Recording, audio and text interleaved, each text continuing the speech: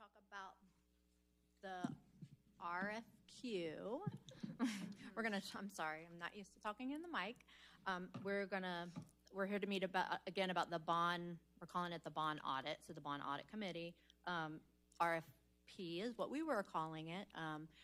So last time we met, we decided that I was going to look at an RFQ, which is a request for qualifications, and I put one together. I did a sample for you guys. There are some things still highlighted that we need to talk about. This is a draft. On the agenda, we're going to review qualifications, request for qualifications. We're going to review the list of projects to be considered in the process, and then we're going to go on to the next steps. So you all would like to review the RFQ first? Is that good with everybody? Okay. Let me pull my copy up.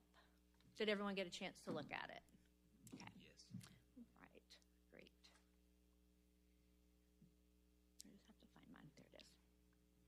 All right. So starting at the top, highlighted are the dates of issue and the closing date. I'm just not sure of those yet until we decide on everything, so we'll get that in. Introduction just talks about what we're looking for. So we're looking for statements of qualifications from qualified independent auditing firms. Auditing firms could be changed depending on what you all are looking for. Maybe you're not looking for an auditing firm. Maybe you're looking for a different type of firm. We're looking for possibly professional auditing services for the Board of Trustees selected 2018 bond referendum transactions. All of this can be updated. This request for qualifications seeks firms with expertise, experience, and resources to independently review and provide an opinion on financial activities, including planning, execution, and expenditure of funds associated with the 2018 bond referendum. In the background, I just put what was the bond referendum vote. So this is a link that goes to the vote that it was approved.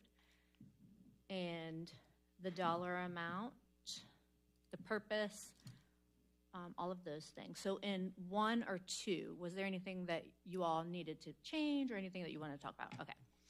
The anticipated scope of services. So typically in an RFQ, we do not put scope of services because we're just qualifying people. Now, I did put an anticipated scope of services because I want them to understand what they're qualifying for. If I don't put anything there, then I'll probably get a lot of questions about what do you want us to do? You know, what are we qualifying for? So I put a really short description of what I think you all are looking for, but I'm not 100% sure. So I think this is where we need to spend the bulk of our time to sort of talk about what we're looking for here, okay? So here we have we're seeking a firm to review and provide an opinion on financial activities of the selected bond referendum transactions, and I highlighted, should be the transactions, the preceding scope of work after firms have been shortlisted are anticipated to include but not limited to the following. So this would be the scope of work. Scope of work starts with reviewing bond proceeds, examining expenditures, assessing internal controls, ensuring compliance with relevant laws and regulations, reporting findings, including providing an independent audit opinion, preparing a management letter with recommendations, presenting findings to the district's Board of Trustees. And then there's a timeline. It says the audit will encompass transactions from newly constructed locations and any unfinished projects at the time the contract is awarded. Future annual audits may be taken into consideration depending on the firm's performance and the continuing nature of bond expenditures. Okay, so this is where we need to spend the bulk of our time. So let's talk about what are we looking for? What are we looking to get out of this? I guess that's where we'll start, right? Right. Thank you for setting the tone, too. And this was, and I apologize that I couldn't participate in person last time since I was away at the conference, but this was a question that I asked, too, is I want to make sure that after we go through this process that whatever we get as a product, we will have answered the questions that led to this committee being formed to begin with. And so there were some very specific projects that were mentioned that we wanted to take a look at. And then other unfinished projects that was kind of a catch-all. And so one of the documents that's provided in your packet today lists these projects. And I believe the key projects that were mentioned were the transportation facility, Yes, sir. South Lake Elementary, the new White Knoll Area Elementary School, Yes, sir. the new Lexington Middle School, which is now Lakeside Middle School, Yes, sir. and the Gilbert Elementary School, which used to be Gilbert Primary. And I think at the last meeting, there was some question about, are we talking about that facility? Or are we talking about the new Gilbert Area Elementary, which is now called Centerville Elementary? Or are we talking about the old Gilbert Elementary that is now being used by SLED? So those were the things. And then the unfinished projects. So if you look at that second handout that Mrs. Marsh has provided, those first 5 items that are highlighted in blue, those are the identified specific unfinished projects. Number 6, 7, and 8, we've already said those are items identified for review. And then we had some catch-all generic categories, and we didn't think that those were the things that you wanted to spend your time on with regards to an audit or a review, but we listed them because they're unfinished, they're still ongoing. We think that probably those items up in the first highlighted blue section are the ones that are considered unfinished that you might want to take a look at. So We noticed Lakeside's not listed. it's number 2 in blue. It says Lexington Middle. Lexington Middle. Oh, no. It's not on here because it's not an unfinished project as of June 30th, so it's not on this list. Okay, It's so still it's not going to finished. be, It was one of those projects Right. identified to be reviewed. it'll still be included in this. Oh, okay. This is Yeah. just The unfinished. unfinished. I get what you're saying. I just went through Thank the you. same process and was like, why is it not on Yeah, there? 'cause I was looking at 6, 7, and 8, then I was like, where's Lakeside? Okay. Yeah. It's just- I get it now. I Got it. Okay. Thank you. So number 2 is the North Lake Community Learning Center. So if we look at, why don't we say we start with transportation facility? So let's start there, because I know that was a big one. What is the question that we want to make sure gets answered through this review? So let me start. Okay? It seemed like in our last meeting, there was a lot of questions. Oh, I can't drag it, but I can pick it up. and pull it. Okay, don't drag it. Okay, hopefully you can hear me clearly. So in our last meeting, there was some discussion about, are we really going to accomplish what we want to accomplish? What is it we want to accomplish? I sensed a concern or question, like we're not really sure where we're trying to end up. So I've taken some time to try and go back through some of the concerns that have been voiced to me. And this won't be all of them, but I think this will hit some of the key points. So transportation facility, if we just want to focus on that, it's my understanding the way we conducted the 2018 bond referendum is we put out bids for this particular project, this transportation facility. I think we had allocated $3 million for that project. Basically, as we bid that out, we award that contract to someone, and after we have finished awarding the contract, we go back and change the scope significantly from $3 million to $9.5 million. The board approves that $9.5 million, but I guess one of the questions about our processes and policies is when you put a RFP bid out, construction management risk or whatever, for $3 million, and you change the scope that significantly, should it go back out for rebid? Because it's technically a new project now. Or are you saying, hey, you got the bid for $3 million, now it's 9.5, and we're just going to give you the extra 6.5 because we changed our minds? I think maybe that's one point we want to vet and make sure we understand what our protocol or policy is for that. Okay? There's one question. Any other questions? Yeah, I think Pick it up. Yeah, I think Chris kind of hit the nail on the head on that one. I think that was the main thing, that the project changed so much, and that's kind of, I mean, I'm not going to really say much more because I think what he said is exactly what, at least in my opinion, was the same thing I was So that's the looking for on that question one. we want to make sure we get answered. Yeah. So anything you want to add to that? So going back to Mrs. Marsh, with the anticipated scope of service that you've got listed there, if those things are done, will that question be answered? Or Ms. Miller?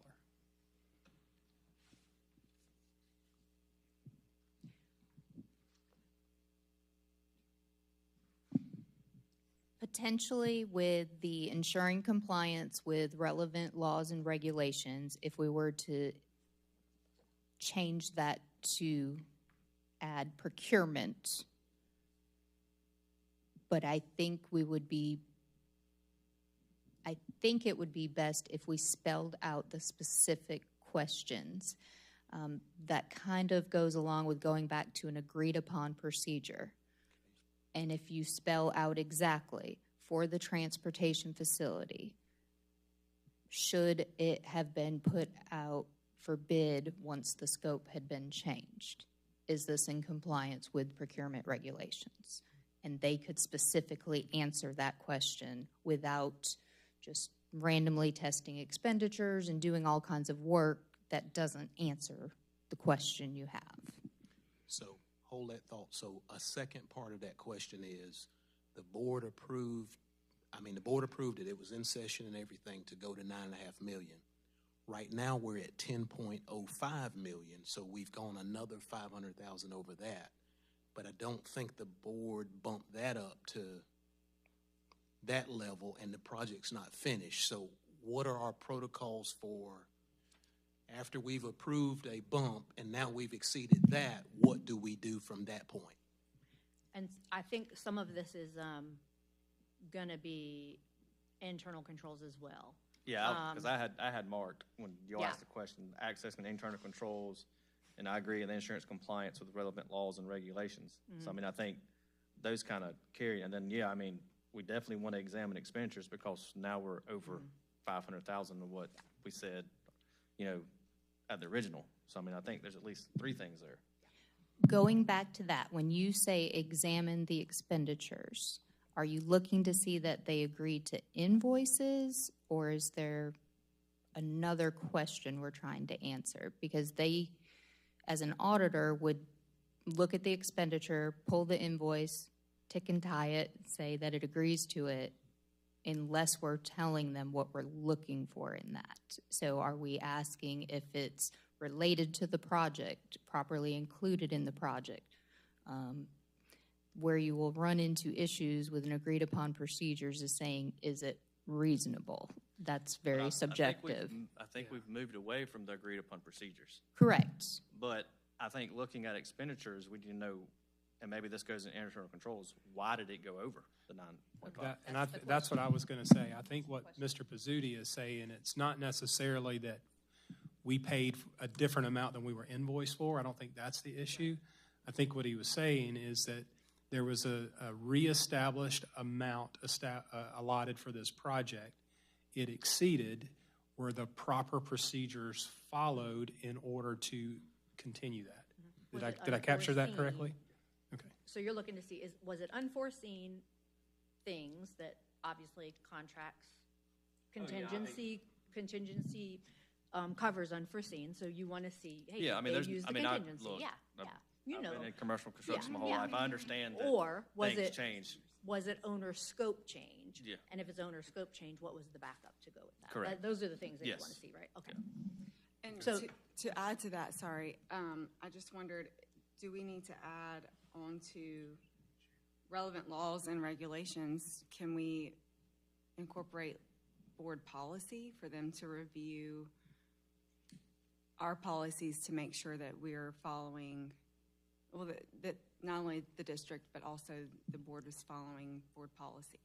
Is there a board policy that, I guess we would have to see, is there a board policy that covers that? I think there's, correct me if I'm wrong, but I believe there's reference to complying with procurement code procedures. And you had talked about adding that to compliance with relevant laws and regulations in procurement procedures. And procurement falls back on contract, and so it depends on what was in the contract. So an AIA contract, depending on how that was marked up, depends on how they handle the changes. So would we need to add the word policies for that to be included as a review, or would they review that as part of the way it's written here if we added procurement? If we added procurement under ensuring compliance with relevant laws and regulations. Or is procurement included in that? Procurement would be included in Okay. that, because that's what they would fall back on, so, and then also the contract, because it's obviously that's the law part of it too. That would all fall in there. So policy would just be redundant, it would basically, or it wouldn't. fit. needs to be added. No, I would say policy needs to be added, yeah. Policy needs to be Okay. added. Okay, that's what I was thinking. So you want, there you want ensuring compliance with relevant laws and regulations, with relevant procurement laws and regulations and board policies? Yes. Yes.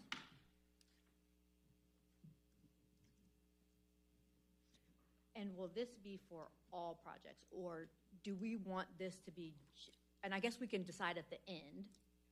Okay, we'll decide that. Yeah, I think How about it'd we be say better that? if we went Yeah. project by project. Yeah, I and think then we so. could Talk it out per project. Because there may be a different concern depending on the project we're talking about. And let me ask another question. At 2018, the district did not have the same procurement code they have now. Right now, the procurement code is substantially similar to the state code. At that time, I do not know what their code was. Do we want to say, I'm assuming it's district code because that's what we would have fell under. Do we need to reference the South Carolina code in any way? Like, I know sometimes you say if the district code is silent, you go to the state code. Is that what we want to say? Or we just want to stick with district? What are your thoughts about, because it may have been in compliance with the procurement code being followed at that time, but there may be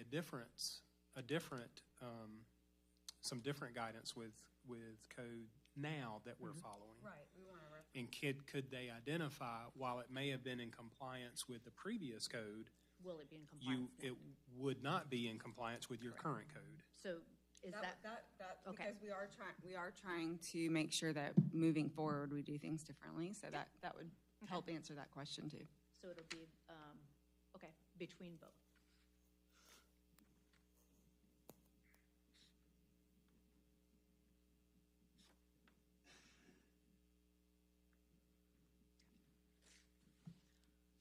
Okay, so were there other things in transportation, or was that? That's okay. I can't think of anything else, but I was trying to draw out some relevant bullet points that were there. Okay, okay. Does anybody else have anything under the transportation? Okay. Well, that's very helpful. That actually helps a lot. So thank you. Thank you very much for your work. We're getting there. That helps. We're getting there. Yeah. Okay, so why don't we move on next to South Lake? I'll start. So South Lake, let me turn it this way. So South Lake, the main point I had there was our execution of the project, the delay in construction. If you go back and look at it, we purchased the property, obviously we had a referendum in 2018 that was voted in. We purchased the property in December 2019. But then the construction lays dormant for basically about 4 years while the price escalates. And instead of us doing this scope of work for $37 million, which we anticipated for the referendum, we end up, and the board approved this, we ended up voting to allow it to go to $55 million.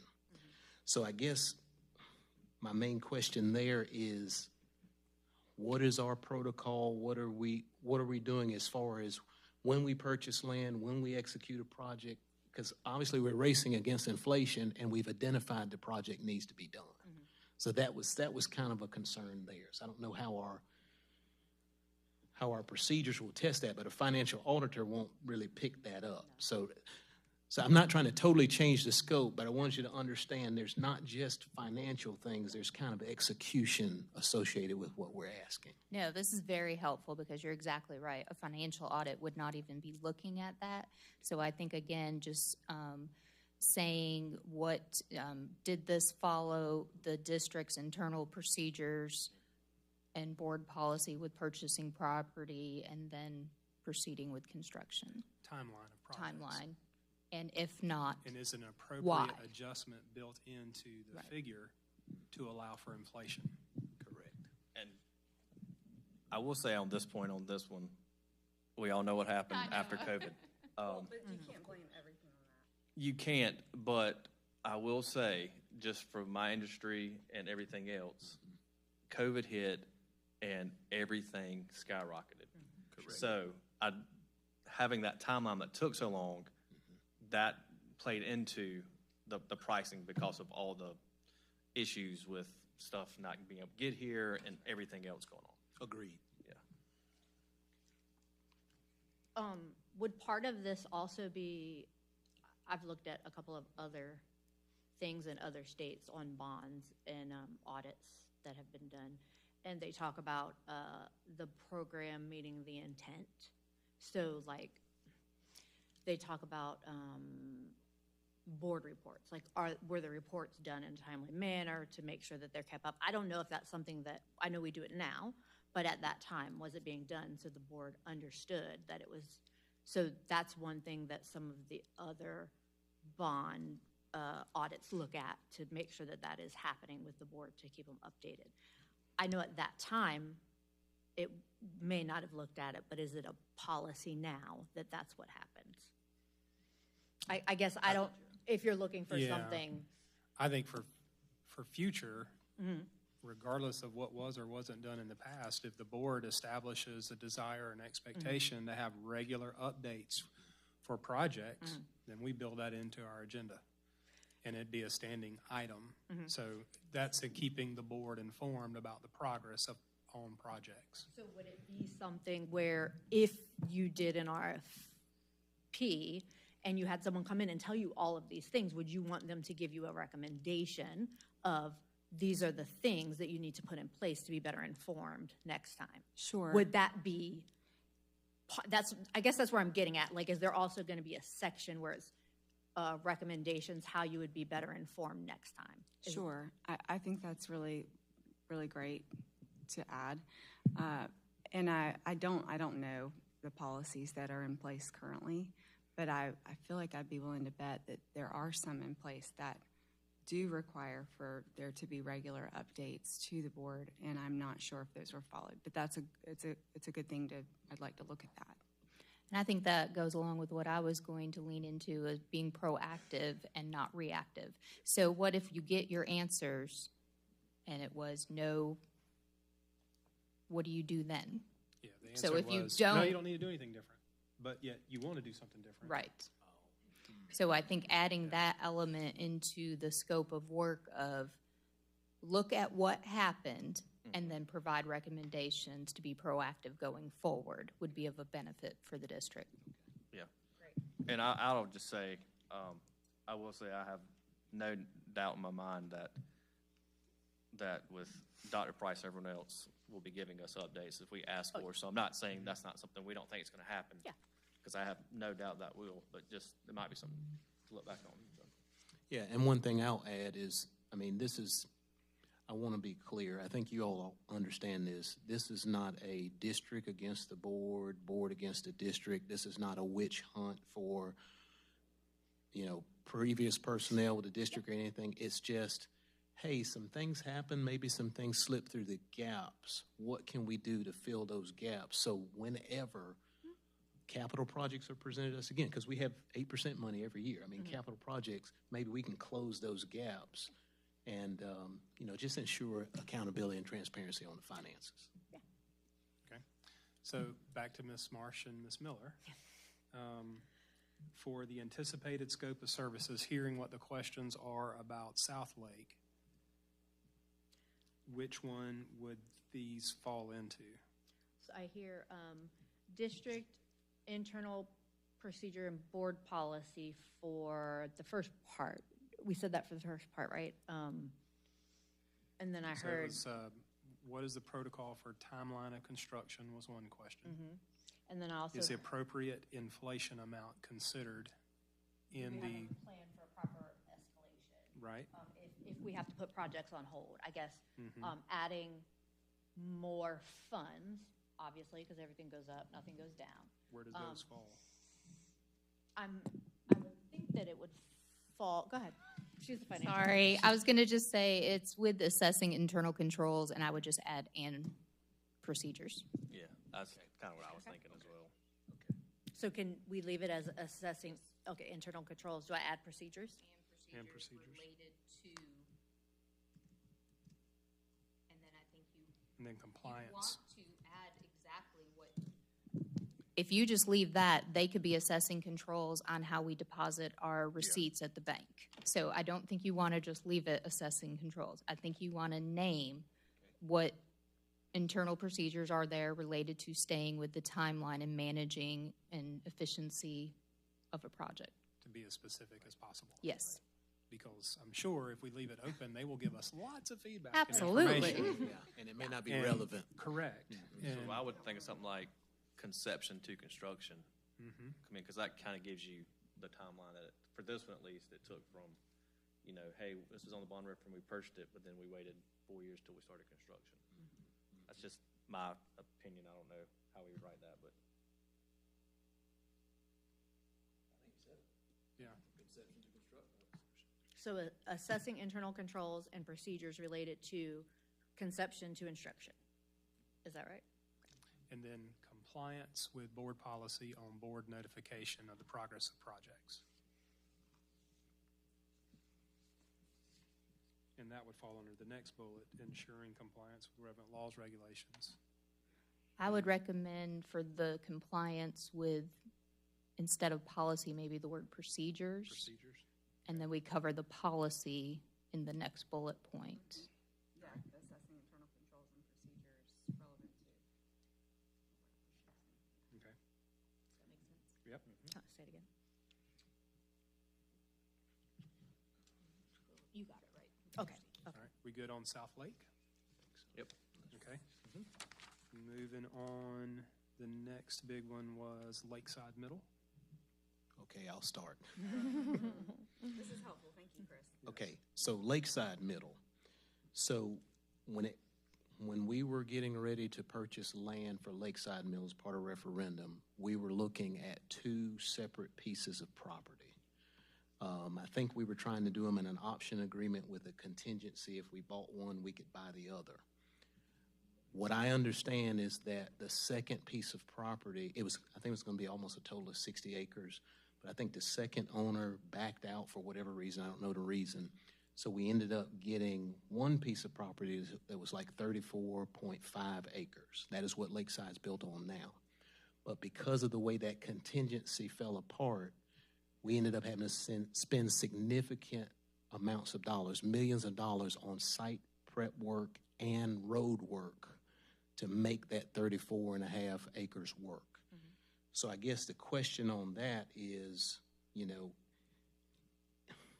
do we need to adjust how we purchase property as far as in a contingent offer, or do we deal with one landowner? I don't know. This is not my realm, but I'm just saying this is something that happened, and I wonder if the way we were trying to do it got us in trouble and then forced us to spend another 11 or $15 million to make the site that we had work. Mm-hmm. Because honestly, in my humble opinion, Lakeside is, well, it was built too small, I think. And also, it's very tight. I mean, just the land, we really could have used that whole. I think everyone would agree on that. So I don't actually know why the second piece fell through either. But to me, it seems like we should have kind of backed up and punted. But again, I wasn't on the board at the time, so I don't know all the ins and outs on that. Clark, I don't know if you do, but yeah, anyway, there was a lot of talk about in town about that whole project, and there was a lot of upset people that wasn't the right spot for that school, and on and on and on. But it was, you're right, a lot of site work, road work that we weren't anticipating. And then, because I practically live up there, I know that there's nowhere for the kids to really go hang out. There's just not a lot of space. There's no green area really for them, except for at the very front of the school. Anyway, it could have been a lot better. So to make sure, go ahead. And the only other thing I would tag team on that is if you compare Lakeside, which is a middle school, to South Lake, which is an elementary school, the lots are very similar. I think one's 34.5 acres, and then one was like 35. So I would think a middle school needs more space, so maybe that was something else that got us in trouble. So what I'm hearing, the question is, what could we do differently in the future with purchasing land? Because at this point, if we find out, yes, we should have done something different, it's too late. Mm-hmm. So I think what we could focus on is what our procedures are and how to move forward with the next time we are in that situation.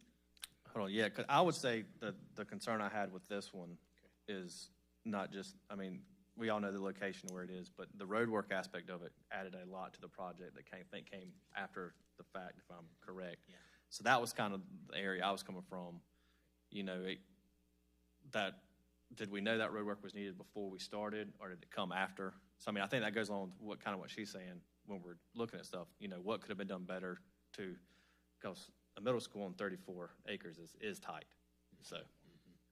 So, in this information, correct me if I'm wrong, but the code does not deal with buying land. Procurement code does not deal with buying land. So everything, all of that would have been an executive session. So we would not. I don't think we would have any. I don't know, but I don't think we would have any documents that we could go back to see. But you could. The person could go back and look at, assuming plans to make sure that they were planned correctly, that the architect did what they were supposed to do to make sure that the roads were planned correctly, and they knew ahead of time.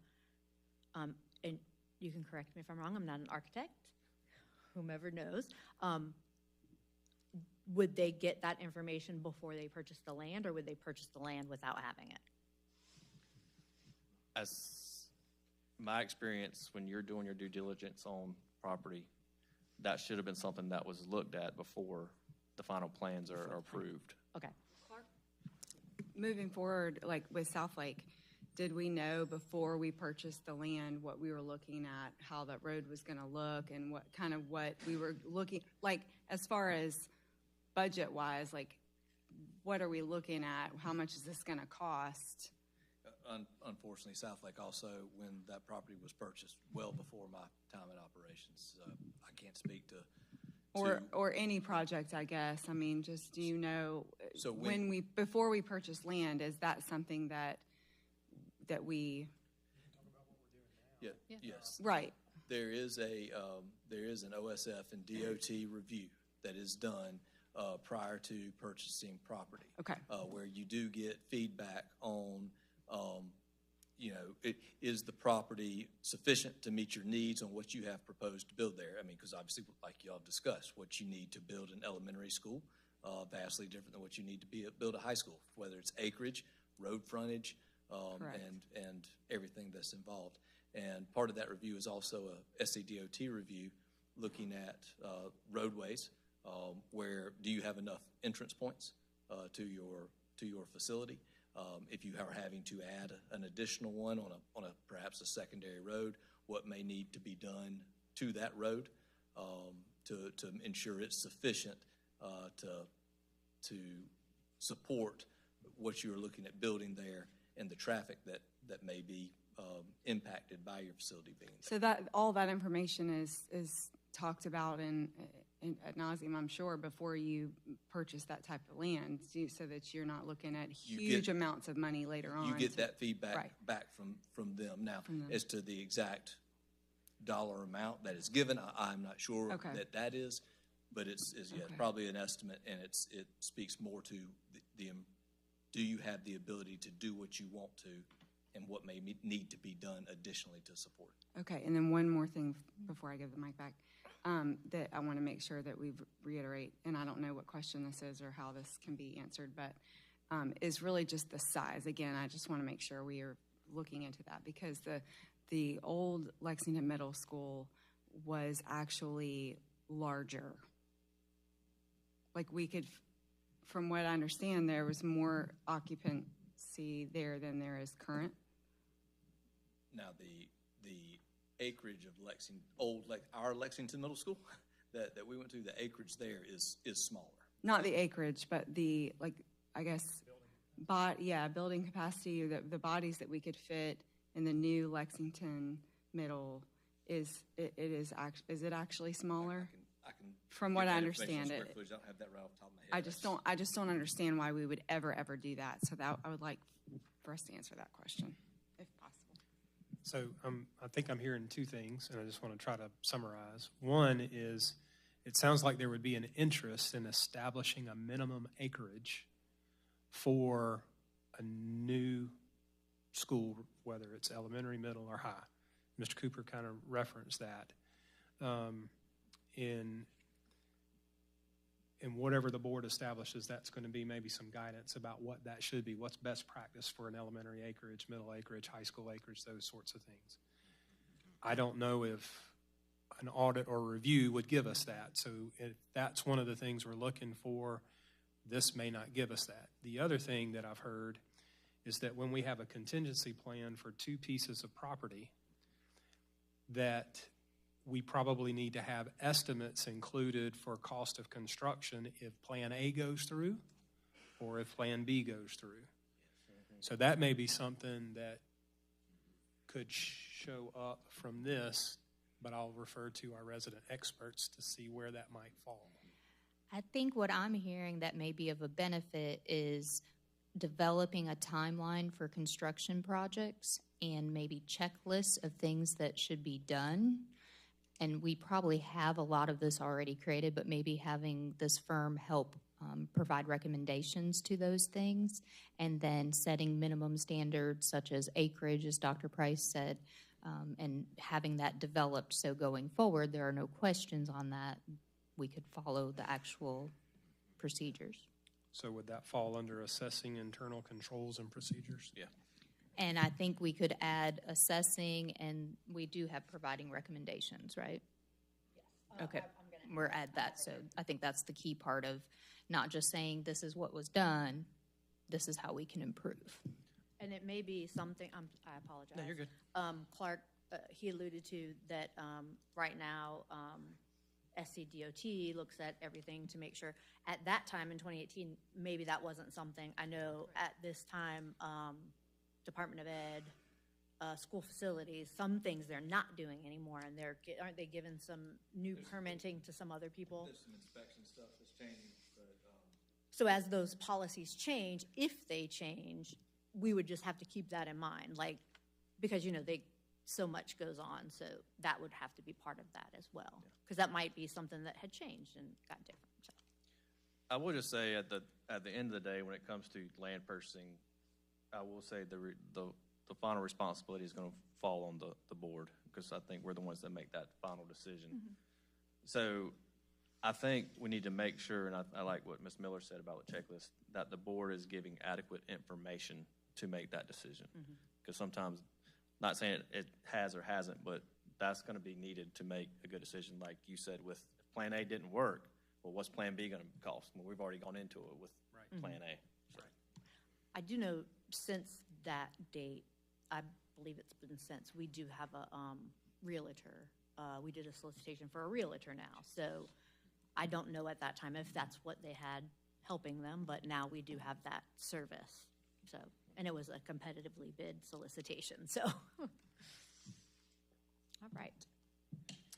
I I do have one thing to piggyback on I thought about earlier. So just thinking about, we've discussed some projects already that where we budgeted them at some price and they finished at another price. And I know we had escalation through COVID and things like that. But the thought is, if we have an original contract that's awarded at one scope and price, I'm wondering whether, do we have a policy, or do we need to have a policy that defines the triggers for when district can just approve, or maybe when board approval is required? I don't know if I'm getting too deep in the weeds, but I just wondered, does the board, it's just like Mr. Pizzuti was saying with working in construction.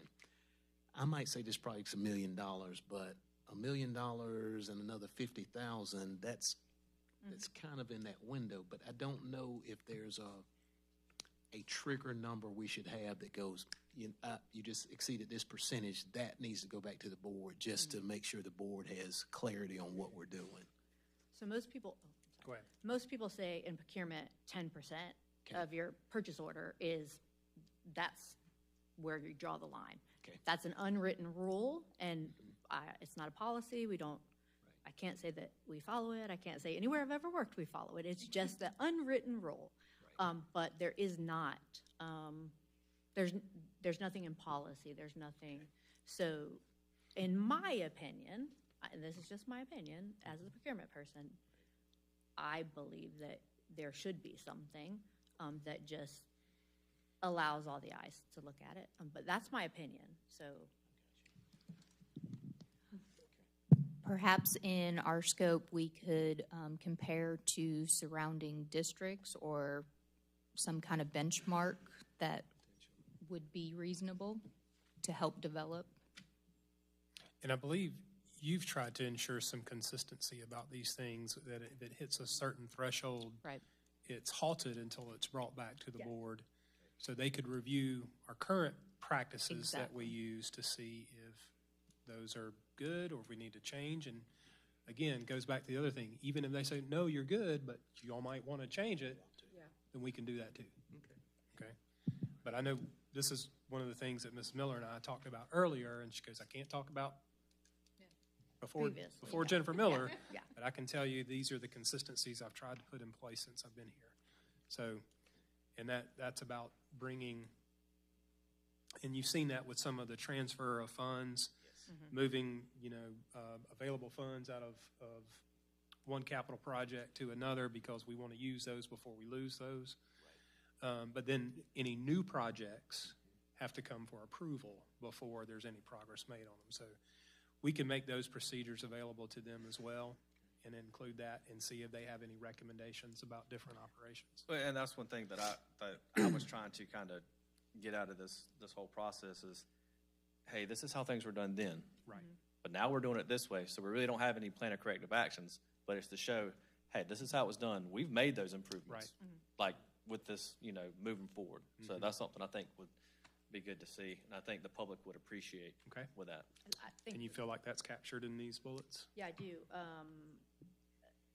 It will be on the recommendations. It's not, because I didn't go as far as, I wasn't sure if we were looking Right, for right. recommendations, so best practices going forward is definitely a great step, because to be able to say, these are our best practices and we're moving forward and this is where we're at is a great step. So I will definitely put something in there about recommendations, best practices compared to, are we looking at South Carolina? We want to look at South Carolina school districts, or the recommendations that they give, obviously they have to come from somewhere. Similar size districts? I would say comparable districts, because, there's so many different districts in the state, Then we just need to give them a list of comparable districts. Yeah, The and- less research they have to do, yeah, and the more specific we can be, yeah. we can like I say said, Richland 1, Richland 2. yeah, and I think that's Aiken. something y'all could easily pull the nose, the comparable districts compared to Lexington one. And we only want to stick with districts within the state. I know sometimes the laws are different in other states, but there are We have our own. CMR is CMR. Well, and we have our own Obviously, we have- procurement yeah, code that we yeah. follow. We have our own Office of School Facilities that's Okay. controlled by the Yep. state, so. Okay. Yeah. So we'll do that. I'll put that in there. So you just triggered something else, another thought. When you mentioned CMR, because that's typically what we use for capital projects. So when you use CMR, it's construction management at risk, but we call it at risk because they cannot exceed a guaranteed maximum price, or like a GMP. I guess the question I have about that is, if it's my understanding, and Mr. Cooper, you feel free to correct me, but it's my understanding that the architect and the construction company can work with each other to make some compensations or some changes to assure that they don't exceed that GMP. I guess what I'm wondering in that case is, what's our internal policy for how do we handle any potential specification changes to that building design? Does that trigger our district to say, hey, now instead of using steel struts, you can use wood struts? Do we sign that off? Does the board sign that off? Because what can happen in construction is, if a spec is changed and you're not aware of it, 10 years from now, 5 years from now, you could spend significant capital funds repairing something that was changed without your knowledge. So I guess that's an internal procedure question. I can't necessarily tie that to any one project, but it could be applied to all of them, potentially. Yeah. So I don't know how you capture that. Or is it potentially where, one thing is specified in the original drawings, and, later down the project line, architect and construction get together and decide, well, this is cheaper, we want to do this. And then, but we're still spending X amount, and then they get out for less. Is that a scenario or no? I think you're wanting them to evaluate how the district staff is involved in and how it is approved or denied based upon what was designed versus what is negotiated or received. And is that something that we don't get the chance to do because we're at risk?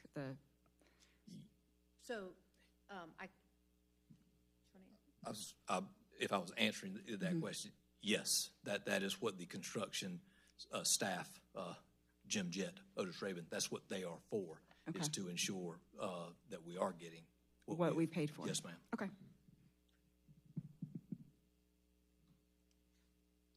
Does that register? I mean, that would actually. I think it's still covered. You would see it in, you could see it in the expenditures, because, so expenditures and then also change orders. Because if they're using something different than what was in the original value, they're supposed to do a change order. So originally, the contract would say, we're billing you for X, right? And then when they get the bill, when they get the bill, they're going to see something different. And so they had to have done a change order, because that's how it's supposed to work. So you would see it in the change order, and you would see it in the expenditures. So that would be covered in the expenditures totally. Yeah. So would we want to say examining expenditures and change orders, or examining expenditures on change orders? Otherwise, they're going to examine all the expenditures on projects. Or do we just want to focus on the change order? Does the change orders, is that enough for you all? Examining what's on the change orders and the expenditures that go with those. The only issue is if something's done without a change order. Not saying it's done, but how would we know that? I don't think you'll know that. And I guess that's the other. They wouldn't be able to pick that up either. Yeah, they're not, because they're just looking at the expenditure. Hey, this was what was billed. This is what they billed, this is what they paid. Yeah. I think you might would see that in the third bullet, internal controls. Internal controls. Does it suffice, or does it need to be beefed up? Or internal controls, are they going out and inspecting the work? Yeah. Before they put the walls up? Are they making sure that, hey, those are the right beams before the walls go up? I don't know. I don't do construction, so I'm sorry. I only make this stuff up in my head. A good project manager should be checking that. Yes. Clark, or Mr. Cooper, this is just a random question, not really related to this, but before we go to a contract or design, or is value engineering done before is there any value engineering work done before we say we go into a contract on a project of this nature?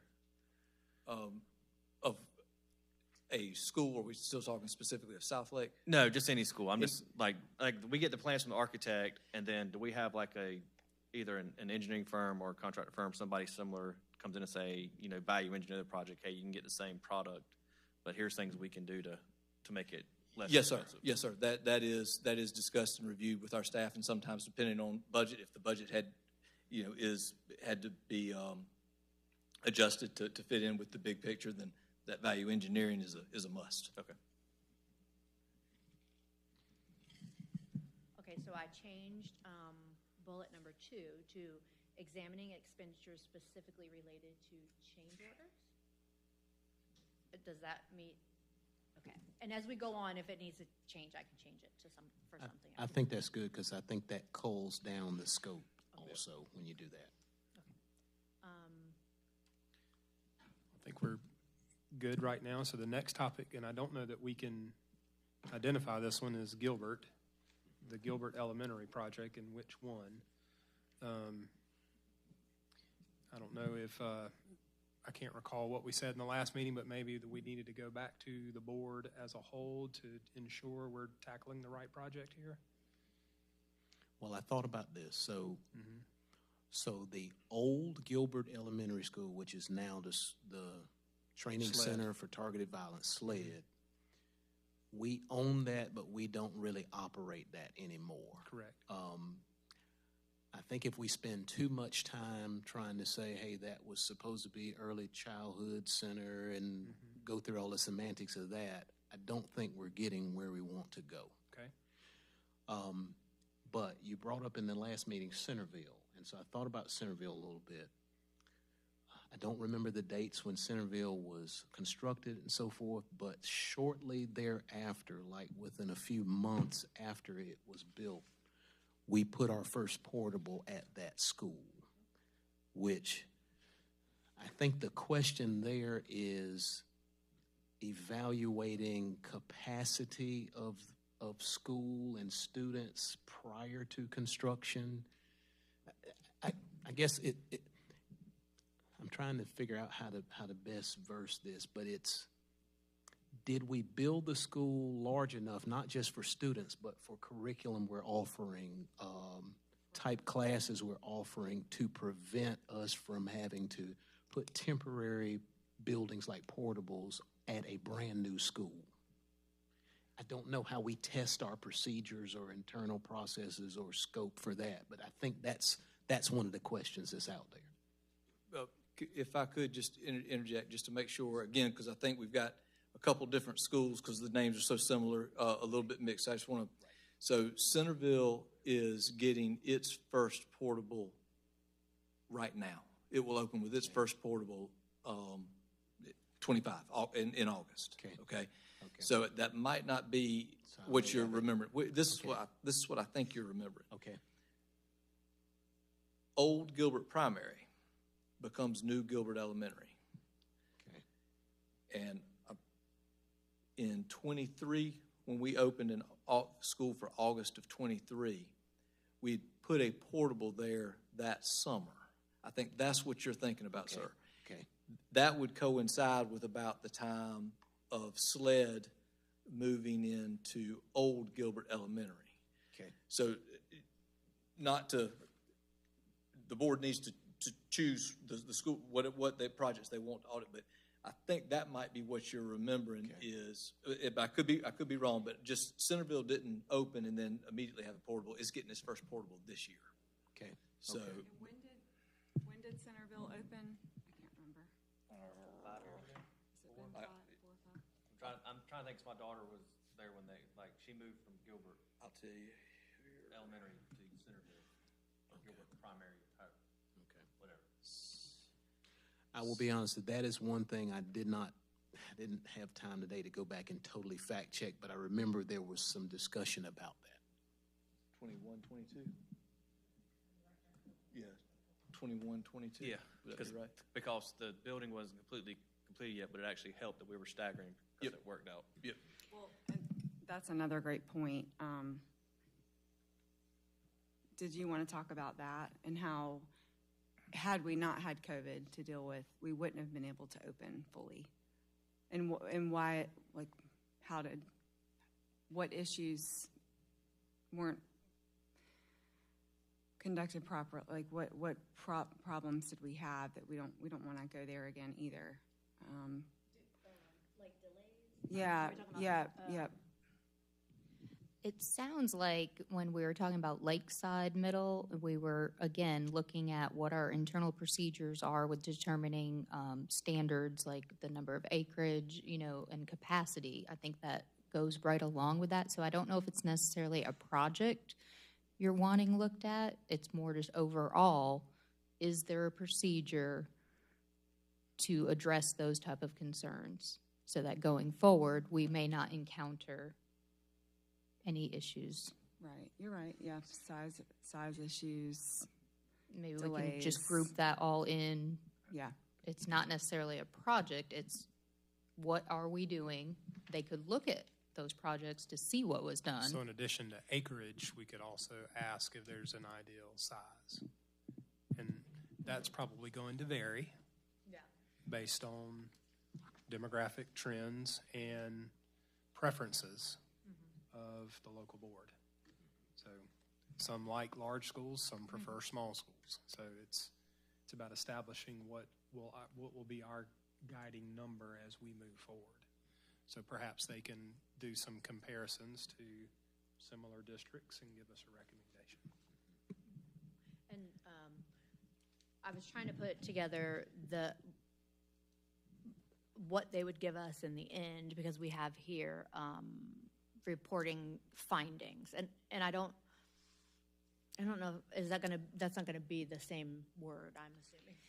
I think what I'm hearing is we're not necessarily focusing on the financial side of any of these transactions. It's more on procedures, internal controls. Some of it is financial. For sure, because, yeah, like even with the delay, there were There is a financial impact, for but it's sure. not necessarily looking at invoices and ticking and tying like a financial auditor would do. It sounds like we're looking more into advisory services and getting recommendations and reviewing our practices and procedures that we have in place at that time and how we can improve. And so with that, you would have to remove an audit opinion. The only person that can give an audit opinion is a financial auditor, and that is, are these numbers materially stated in the financial statement, which is not anything that we're talking about this afternoon. Correct. Change orders, land purchases.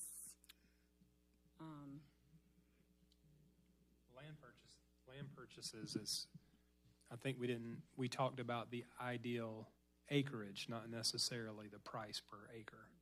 I don't think that was what was discussed. It's about making sure we've got the right size acreage for an elementary, middle, or high, and then what's the recommended size of the school we build on that acreage for elementary, middle, and high. That's correct. The financial pieces seem to be coming back to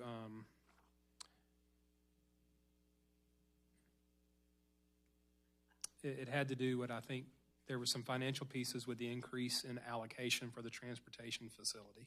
Yes, sir. And there were some questions about the financial transitions with the change orders that may have pushed a project over its initial allocated amount. Yes, sir. And then, in addition to that, how do we handle that as a district and a board in making the board aware of those changes? Correct. So that there's full transparency there. Yes, sir. So it's sounds like there's a combination of some financial auditing with internal procedures. What if the line item was reporting, I don't know if we want to use the word findings, but results, and providing a report of those results? Not necessarily an opinion, it's just in recommendations. Here's what happened, here's what we would recommend. I just know from an audit opinion, an audit firm is going to say whether that dollar amount materially impacts the audited financial statement. So they're going to look at that specific invoice, say it's $100,000. does that impact a $360 If the million? change in wording gets the answers that we're looking for, Right. then I say change it. Because otherwise, if we get an audit opinion that doesn't answer the questions we've been Exactly. talking about, then we didn't get what we were hoping for. So let me ask this question. Last time we were here, we talked about the RFP, or we did the RFI, and it really didn't give us the answers that we were looking for. I mean, we got some answers, but not a lot. So we decided on the RFQ because we were going to qualify. As I've been going through this, I've been thinking about, since we've answered these questions, I'm thinking that one type of RFP that you can do is you can say, here's my problem. Tell me how you would solve, what would you do to solve it? Give me a proposal and tell me what you would do to solve it, okay? Previously, we hadn't really named what we were looking for, right? And so now we've sort of named a lot of those things specifically. We have the number of transactions, we have the dollar amount for the ones that you're specifically looking at.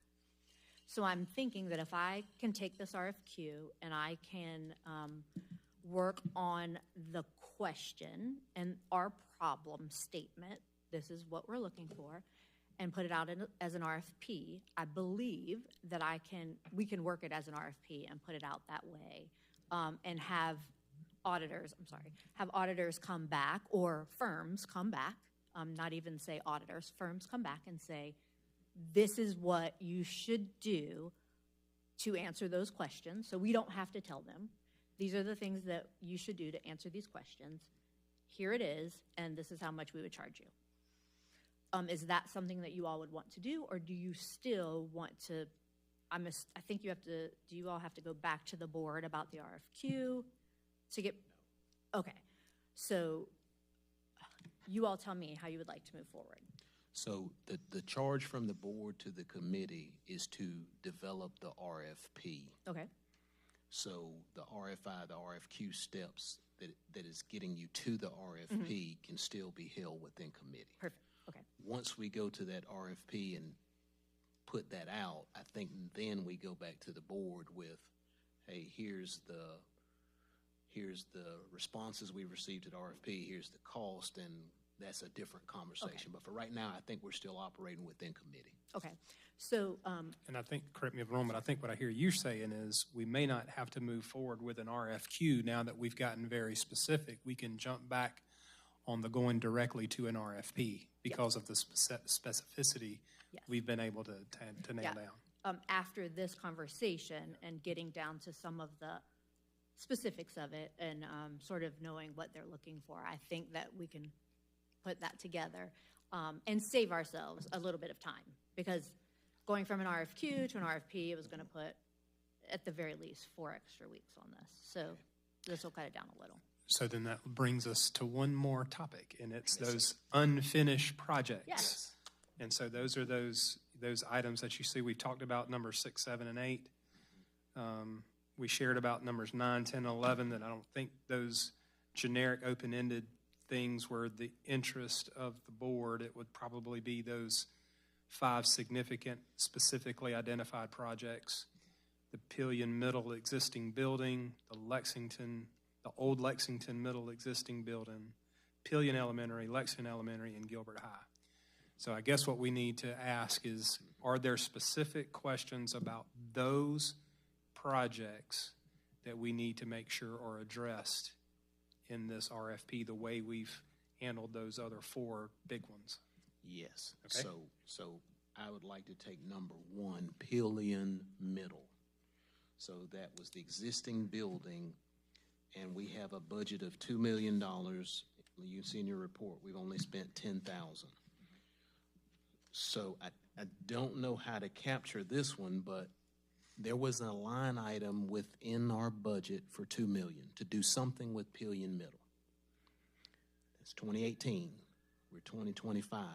We haven't done anything. However, we had reported to the board back in, I think, January 2021, we actually, during a board meeting, discussed an early childhood center update for Pillion Middle. We actually discussed that. It's in our minutes and everything. So I guess my question is, as far as that project goes now, what was or what is the scope of work now?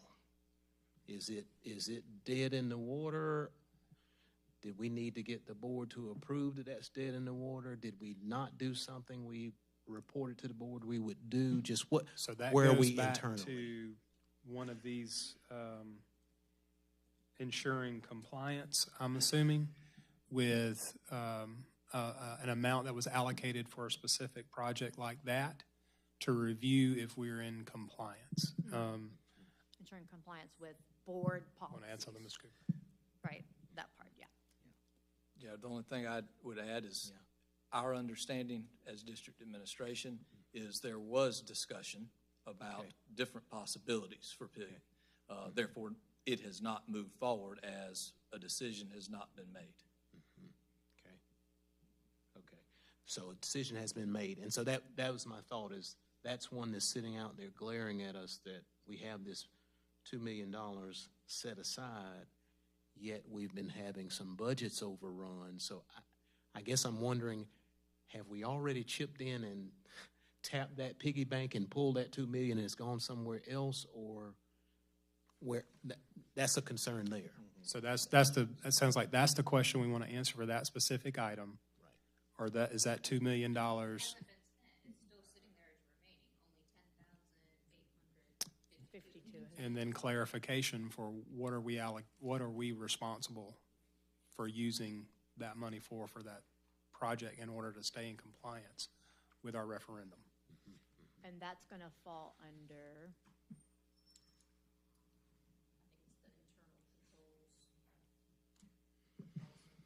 I think that there has to be a section added, I believe, and you guys correct me if I'm wrong, but how the bond was approved by the citizens, and then how it's been used. Like, I know it was very generic, but maybe, so what is, does that make sense? So there may be another bullet above reviewing bond proceeds, and it may say, reviewing compliance with voters, the vote, with the bond It should say, vote. reviewing, with the approved bond referendum. So That's what was compliance approved. with the approved bond referendum. Does that make sense? I would almost recommend that first bullet point become that, because reviewing bond proceeds, that's where you're gonna, the Yeah, debt was I agree. issued, you know, Yeah. if you have a concern for that, then by all means, that No, can be in there, but. I agree with that. I don't think the bond proceeds is the issue, it's how those proceeds were, like, why some of them hadn't been spent. Yeah, I agree. I completely agree with that. So provide explanations for bond proceeds not spent on unfinished projects? Or do you just want it to say, Affiliate middle. The Oh, existing affiliate. affiliate middle. But the existing For existing middle. is it just I'm that trying to one, be more affiliate? specific on Yeah, that that one. one's different than the other. Yeah, because that's what I'm trying to do. I think I heard you all crying out to us in the last few meetings, can you give us specifics? So I tried to go back and grab some to say, hopefully this helps. So, on the actual bond referendum, the verbiage is designing, constructing, equipping, and furnishing replacements for Pillion Middle School, renovating some of such existing school buildings for continued use by the district, and demolition of remaining buildings. And then I would say the money hasn't been spent, is the plan still to do such? Right. And I think the general thought, and we probably capture that with that first bullet point you're talking about, but the general thought is, Ms. McCown just read what the ballot said. And it gives you some room for renovation, construction, et cetera, which I think is good. But we were 365 million, and now I think our sheet shows we're close to 394. And so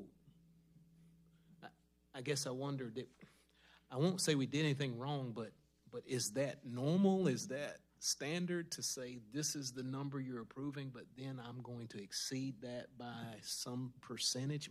Maybe that's what we're allowed to do as a school district, but I just thought it begs to ask that question. So for clarification, we're talking about the total amount. The total amount. On our monthly reports, we have to keep in mind that total amount also includes board-approved transfers from bond premiums, the interest earnings. And there was also some general fund amounts transferred over and approved for the transportation building, I believe. So that amount is not all the debt that was issued. That is also earnings and transfers from other sources. Okay, great, thank you. So that answers that question? That answers Okay, that question. okay. So I took off the review bond proceeds, because I think everyone's good with the interest and the moving of everything. Okay. So I added review compliance with the approved bond referendum for Pillion Middle. Does that capture what we're looking for? Yes. Okay. And then I have, oh, I'm sorry, we're still on. Old Lexington Middle, North Lake Community Learning Center. I don't Any have questions anything there on that we need to dive into? I don't really have anything on that. So we can, go ahead. Can I just if I just give a couple comments on 2 through 5? Yep, go ahead. So- Might save us some time. Yeah, that's what I hope so. I'm just going to jump to 3. P and Elementary, that project will be closed out here incredibly soon. It can be closed out now, so that the work there is complete. Lexington Middle very well could be closed out. Old Lexington Middle School very well could be closed out by the time this is awarded. As well, there are a few items there, like the monumental sign. We're still waiting, that had to be approved by the town. We're still waiting on plaques and just some general conditions that had to wrap up. Lexington Elementary and Gilbert High, those projects are ongoing. You may remember those were projects where I came back to the board for additional needs, and the board approved additional needs, tack strips and interior signage at Lexington Elementary. That's what's ongoing now. And then also Gilbert High is the Black Box Theater, which is a combination operations and IT project that's still in, we still are working on that. So that's new work that was recently approved. So not quite in the same spirit of I think the other things y'all were looking at. So if that does speed up some things. I mean, yeah, I don't really have much concerns with those. I mean, I think the Pillion, when having the budget not being spent was the main concern. Yes. So. Are we not interested at all in tapping into the technology update because of just the dollar amount, or just want to leave that on the table? I will say with 9, 10, and 11, I don't know if we have the purview from the board to look at those. Well, we said unfinished projects. Oh, that's true. We did say all unfinished projects. So I guess the question is, do we want to, I know they're going to ask us the same question. What's the question? Do we want to test the change orders? Do we want to test what the technology upgrade was supposed to be, and did we meet that? I've not dug into that one enough to know what the question is. I think we need to come back to them and define what do we want them to look at on that, and then they'll help us define how we phrase it. I'm not saying not to look at it. I just. Yeah, I think you're right. I think that one, I don't want to slow us down though, but I do feel like there's potential there. Okay. All three? What's the No, just the What's the technology. question that we want to have answered? I'm sorry, I don't know the answer to this, but do we know what the technology update was? Was it like one thing, or was it several things? Because sometimes they'll buy like a bunch I'm of wondering iPads. if the and- 2018 bond referendum Oh, in reference to the technology update was not in- maybe to provide every kid with an iPad or something at that time. I don't remember when we rolled out iPads, but it makes sense to me that would be. I'll see With- what's on the vote. With this amount of money, I could almost anticipate that is Wi-Fi within new schools, within old schools, upgrading Wi-Fi. I don't know what that would encompass, but that could be your networks, that could be your PA system, your televisions, your Apple. We used to have like your I can't remember what you call it, your Apple TVs that we had that they could project to, the smart board. All of the above. It's probably all the Upfitting- above, but, Upfitting technology probably on every campus. because that's I'm assuming. 27 million. I mean, stretched across the number of schools, that's basically about roughly $1 million or less than $1 million per school, which you can use pretty quickly in a large facility. So I don't know. That's true. I don't No, know. I'm not But discounting. maybe some of our technology folks within the district that have been with us since that time might be able to say, here was the checklist of what that was supposed to include. Because I don't think you just throw a dart at the board for 27 million. I think you have a pretty good idea of what you're trying to do. I think what I'm hearing is maybe more of a, what is our plan for technology going forward? Do we have a plan, and are we going to follow that plan? Rather than what did we do? Where are we going? Certainly could look at the past, of course, but is the concern more what we are spending technology budgets on? Sure, yeah. I think the plan that we had now will not work. I don't think that it's wise to continue with maybe a plan. And so we'll be bringing an updated technology improvement plan to you coming up in the fall. Okay, As part of our Right. 8% capital projects, we'll have one for facilities and we'll have one for technology. So you'll see that coming up soon. That's separate from this. I'm assuming, without going back and examining, that Mr. Rice is probably correct, that it's infrastructure, it's equipment, it's all those things for these new building upgrades that were going on, to upfit all of that with modern technology, to do it in one fell swoop rather than spreading it out over a number of years using 8% capital improvement money.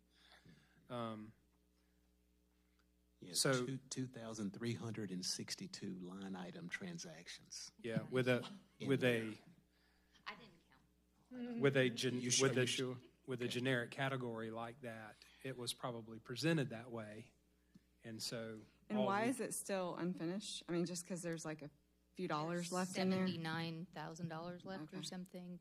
It's just still open, hasn't been closed out. Just needs to be So spent. there's still as we identify needs in the buildings, if it's regarding technology updates, these funds can be used for that rather than having to rely on capital money. River Bluff Wi-Fi. And I'll be completely honest, I'm not too concerned with this one. I'll defer to my other two and follow their lead, but, I mean, I think the main thing was the capital projects that are brick and mortar capital projects, in my opinion. That was my main issue. So just to recap, then, we're just focusing on that first one, the Pillion Middle School existing building for the unfinished project. The South Lake and the transportation Well, facility. those are already, It just, Right. Just but just for for the unfinished. unfinished, right? Correct. Yes, yes, yes. So these three? Those are already being tested So in the procedures we just outlined. Yeah. I think one thing, we kind of tabled it without tabling it. Did we ever resolve the Gilbert Elementary, the old Gilbert Elementary, the new Gilbert Elementary, Centerville? I don't think we gave you all closure My on that. last- what I got from that was, it wasn't so much about the project, the facility, it was about the size of the facility. And whether or not, and that's where we said we could add that into the acreage review. What's an ideal acreage, what's an ideal size, and get some recommendations from them based off of Centerville. That's what I took from that. But if that's not the question we're trying to answer about the Gilbert area school, Right. then we need to make sure of that before we move forward. But that's what I got from that. That's what I had noted I, as well. I don't think there's any more to it than that. Okay. So with adding the Pillion Middle, do you still feel comfortable going back to the RFP? Yes. Okay. Yes.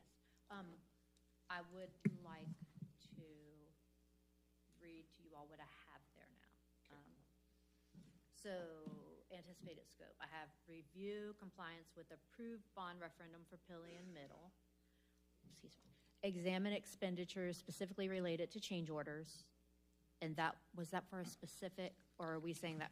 It was for the identified projects, the Okay. transportation facility, South Lake Elementary, Lakeside Middle, and, well, unfinished Pillion Middle, if there's any change orders for that one.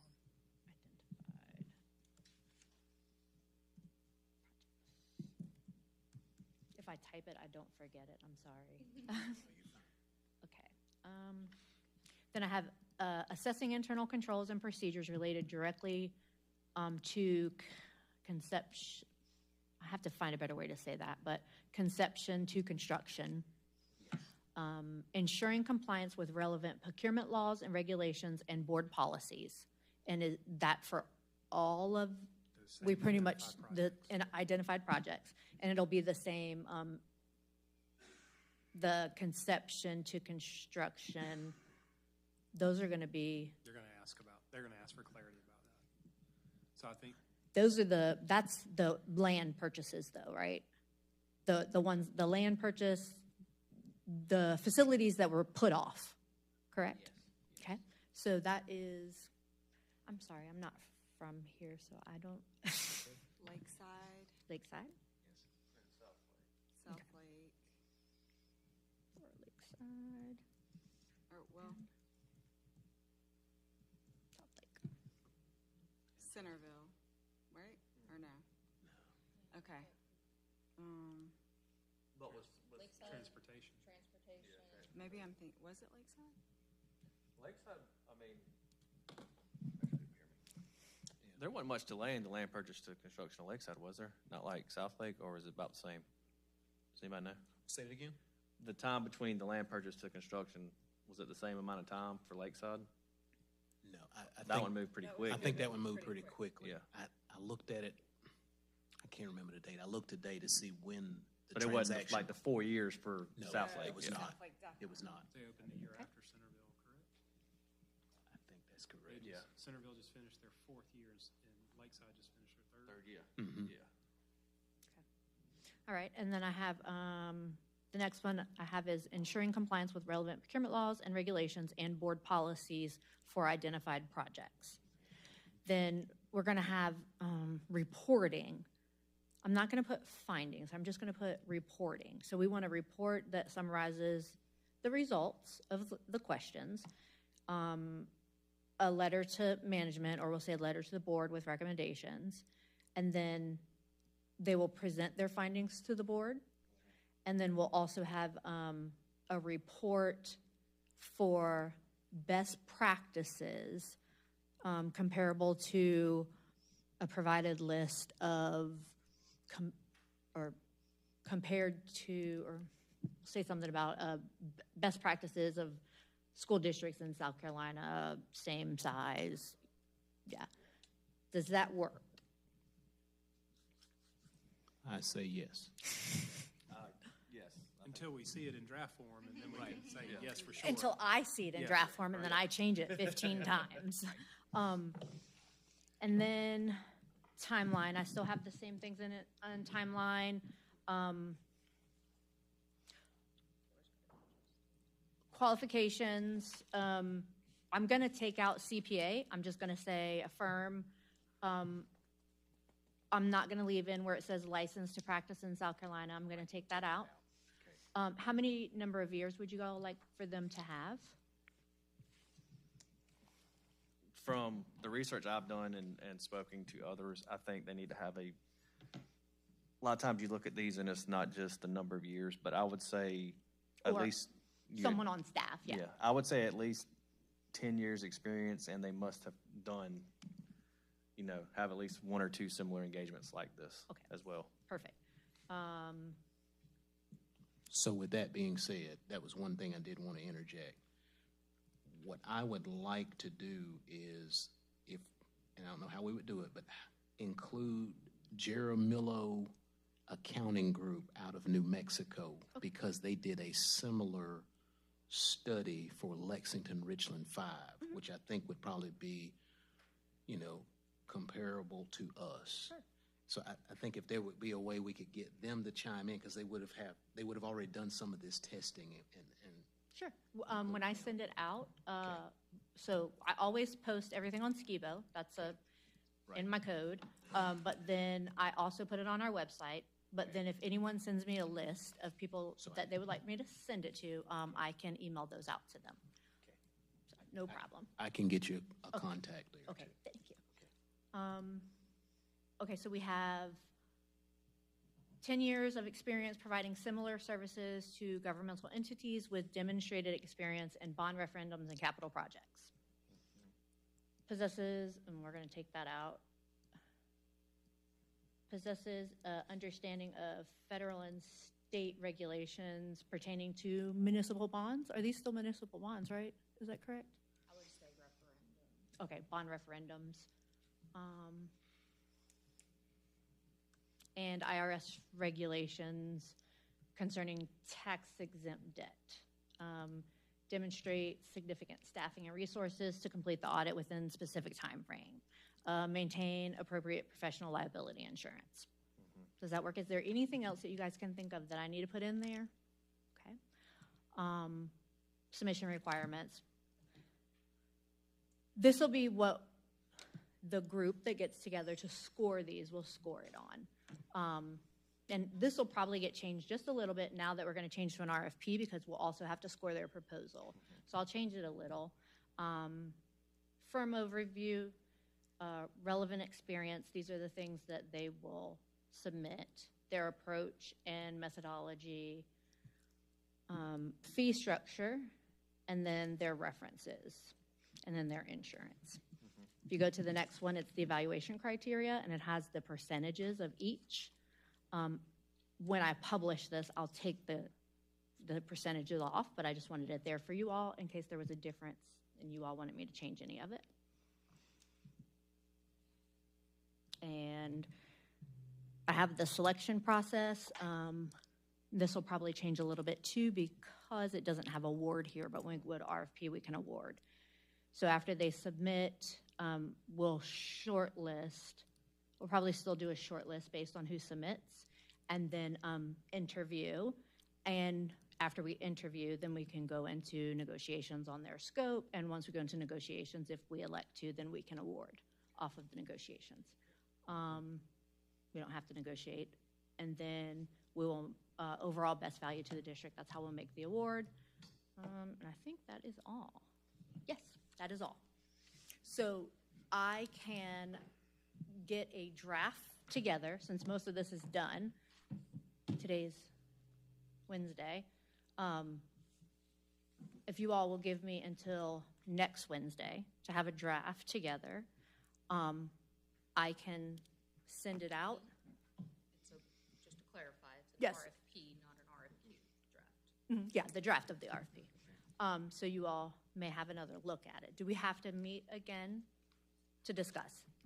It's basically going to be the same thing with just some things changed. Just a little change. I mean, I don't think we have to meet again unless, say, like you were asking about technology upgrades, unless something else develops and you think there's another question. I have a question, since you brought up the firm that did the Richland 5 audit. Is that something that we can review? I mean, can you look back at the RFP and how it was written? The one for Lexridge 5? I tried to look for that one. I did do some research, and I believe that they did not write one. They probably, I'm not saying this for sure, but they probably, because they probably have the same exemption that we do, they probably went direct negotiation with them. I can call their procurement director and ask her if they have it, but I have not been able to find one yet. But I can ask her. I'd be glad to. I'm just curious, because if we are trying to answer some of the same questions, it might be helpful for you and when you're drafting ours. Definitely. Because from what I understand, I haven't read their results or anything. I know you've looked into it, Chris, but I think it was really successful for them to be able to change, some things and do things differently. So. Yeah, I'll give her a call. Thank you. Tomorrow. Yeah, absolutely, and see. I've done a lot of research looking for something because I'm not going to reinvent the wheel, but I just have not been able to find it. yet, and I try to look for it before I start calling people, but I can definitely call her. Yeah. Nuts and bolts is next week. You all have to come for a meeting, is that correct? That is correct. I could meet with you that day if we have to meet, like, for, like, 2 minutes if we have to. Sure. You gonna be there? I'll actually be there, because, yeah, Okay. something got canceled, so, yeah. But now we won't be here. We will be at White Knoll High School. I'll be there too. Oh, you will, okay. All right, got you. So if you all want, you all can review it, and then we can meet right before that if you would like, if that works. So they don't have to meet, but if there's more questions after the draft is sent out, we could meet then. Yes. Otherwise, once you get the thumbs up on the draft of the RFP, you move forward. Yes, I can post it, and we'll go forward from there. Yes, because the only other thing I'm thinking about is if This we are, coming Monday? that's on Monday. So Okay, if we, I can have it ready for you by, but if we're going to meet, yeah, I can. we It's have, not- the it's pretty district much has to done. do a public notice. But you're already meeting, or you're meeting for board, that's right. Meeting as a board, not as a Yeah. committee. Not as Okay. committee. So, So I would just say, we don't worry about meeting Monday. If there's questions come up, then we'll have to plan something. and Okay. We can put it together, but if not, we'll just give a Okay. virtual, thumbs up, because everything's been discussed. We need to meet again, then we'll get with you and find out Yeah. when's the best time, and we'll notice it. But if everyone's good with what she's shared, what you see think in so. writing, she's off to the races. Pre-proposal for vendors. Do you all want to have a pre-proposal? And if you have a pre-proposal, that's where vendors will come on and they'll ask questions of the scope to get those cleared up before it closes, because once it closes, there's no more questions, and what they submit, and if we don't get anything relevant, then we won't award. I would need someone there to answer the questions, and I don't know how that works with the board members. So that's something to think about. What is your recommendation? I do pre-proposals on most RFPs. There's not a lot that I don't do them on. Then I would say, yeah, go ahead and plan a pre-proposal, and we'll make sure. Okay. Yeah. And if Dr. Price wants to do it, he can. However that works out, I just would need an SME, which is a subject matter expert. We have a running joke about that. Just to be on the line to answer any questions that they have. Sounds good. yeah, I mean, I think it's important enough that we'll find time to be available to help with that, especially perfect. since we're kind of generating the questions. Okay. Yep. Perfect. So- That's great. One probably the most unimportant thing, but just so I was clear, Centerville 2020, 2021, that was the first year. There you go. Okay. I just wanted to say thank you, because we got down where we needed to get to make sure we're answering the questions we want to have answered. So this helps her with clarity and specificity, and can keep our scope pretty much on target. So And I will say, I apologize for having to go through so many meetings to get to this point, but I think it clicked that last meeting. I'm like, okay, we need to get into the questions so that you all know how to phrase things so we can move forward. So I appreciate your bearing with us. Thank you. Thank you guys very much. think I we're good. appreciate all of your help. I think Chris summed it up quite well. Thank you. Right.